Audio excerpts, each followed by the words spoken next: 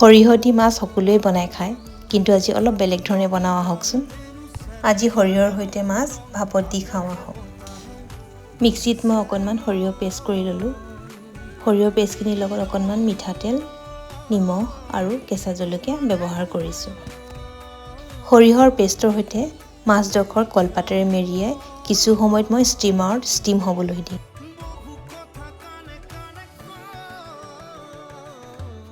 সকলোখিনি মাছ মই ৰেডি কৰি ল'লোঁ। এতিয়া ষ্টিমাৰ মই গৰম কৰি তাত মই 15 মিনিট সময়ৰ কাৰণে মাছখিনি ষ্টিম হ'বলৈ দিম।